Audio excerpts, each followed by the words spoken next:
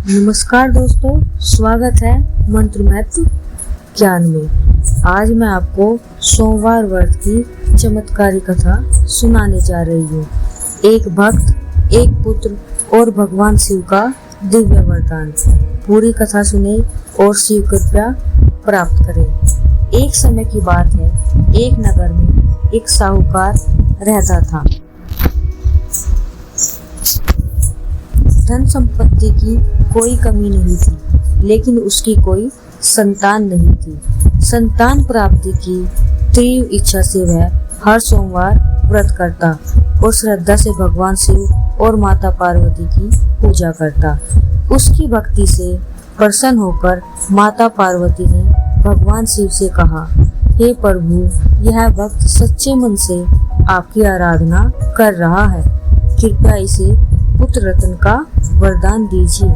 शिव जी बोले, हे पार्वती, संसार में हर जीव को उसके कर्मों का फल मिलता है, लेकिन अगर तुम्हारी ऐसी इच्छा है तो तुम्हारी प्रार्थना को मान देते हुए मैं इसे एक पुत्र रत्न का वरदान देता हूँ, लेकिन उसकी आयु केवल 12 वर्ष की होगी।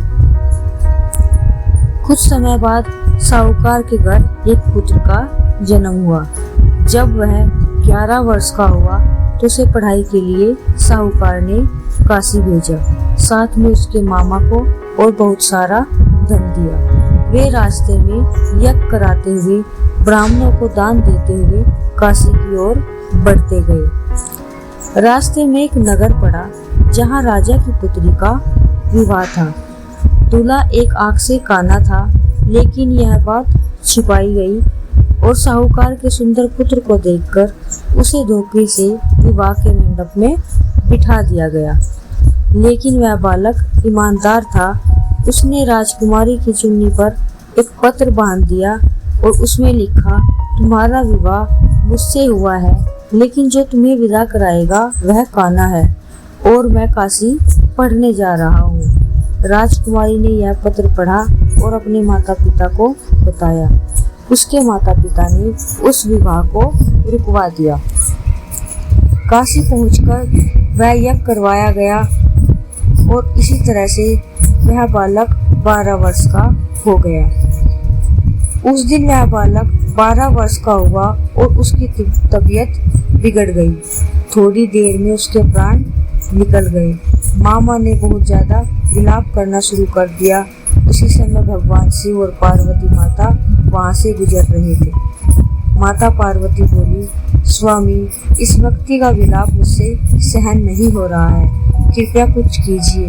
भगवान शिव बोले, पार्वती, यह वही बालक है जिसे मैंने 12 वर्ष की आयु दी थी, लेकिन तुम्हारे करुणा भाव से मैं इसे अब जीवन दान देता हूँ।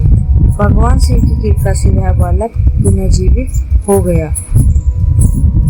शिक्षा पूर्ण करने के पश्चात वह बालक उसी नगर में लौटा जहाँ उसका विवाह हुआ था।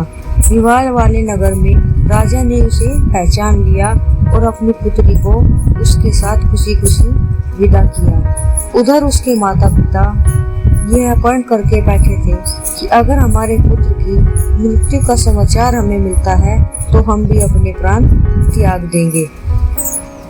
लेकिन जब उन्होंने अपने पुत्र को जीवित देखा तो उनकी खुशी का ठिकाना नहीं रहा। रात में शिव जी भगवान ने साहूकार को स्वप्न में दर्शन देकर कहा, हे श्रेष्ठी, तेरे सोमवार के व्रत और कथा श्रवण से प्रसन्न होकर मैंने तेरे पुत्र को दीर्घायु दी है।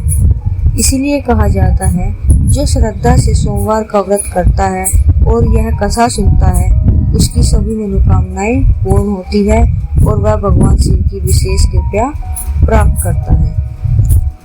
अगर आपको ये कथा प्रेरणादायक लगी हो तो कृपया इस वीडियो को लाइक करें और मेरे चैनल को सब्सक्राइब करें। हर सोमवार हम लाते हैं ऐसी ही भक्तिपूर्ण, सच्ची, पौराणिक कथाएं।